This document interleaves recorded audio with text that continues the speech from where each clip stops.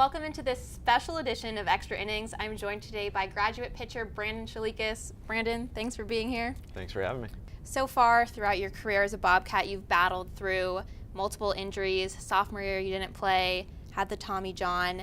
And when you came into this season, initially you were looked at as a midweek pitcher, and now you're a main guy, pitching every game too.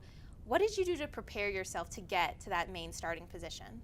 The big thing the last few years, just coming back off the injury, there were a lot of mechanical fixes I needed to make. And you get into bad habits when you're pitching hurt. I think that was kind of the biggest thing, was just finding myself again, and I think that's been a huge factor. Last week at the annual banquet, I heard you were awarded the Iron Bobcat Award. And for those who don't know what this award is, I was told that it's about leadership and just giving it your all 110% even when coaches aren't watching. What did it mean to you to know that you had a standing ovation from your players, the parents, the coaches when you won that award? It was an awesome feeling. I mean, every day that's what we preach, is working hard, and to be able to get that award, especially coming from the coaches, it meant a lot, and to have everyone's support.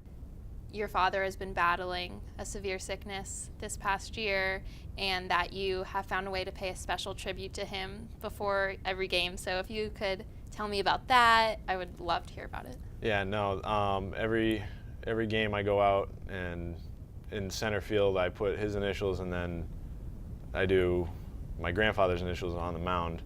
I write them both before the game, and put a little cross, and those are basically telling me, like, those are my two guys looking over me every game.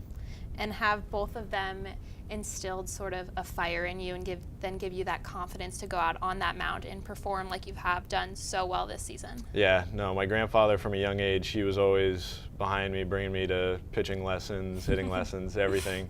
And then obviously with my dad, it's kind of goes back into the work ethic and everything, and just waking up every day, knowing what he's going through, to go out and give everything I have every day, just knowing that one day it could be taken away from you. As a freshman, you held a 4.66 ERA. Now we're in 2018, and you've dropped it down to 2.99. What have you worked on in those mechanics and to excel on the mound and throw better and more efficiently?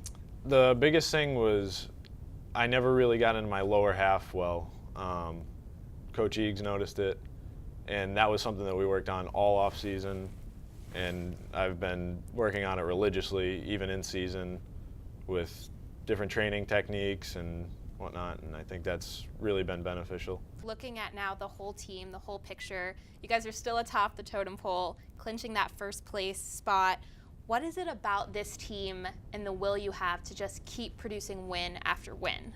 I think we're resilient. I mean, I've never been on a team that you go into a game, I mean, in years past, we'd get down early and you felt like the game was over. With this team, you go down a couple runs early, we know that we can claw our way back in, we can chip away, and by the end of the game, we can come back and get a W. This weekend, looking forward, Marist, they're on your tail at 12-6. You guys are 13-5. What do you guys need to do to walk away with 2-3 wins, even one win this weekend traveling to New York? We just have to take it game by game. We gotta look at game one first and forget about the rest. Once we get that first W, then that's when we can look on to games 2 and 3. Well, thank you so much for joining me. The Quinnipiac Bobcats will take on the Marist Red Foxes this weekend up in New York. For Q30 Sports, I'm Robyn Brown.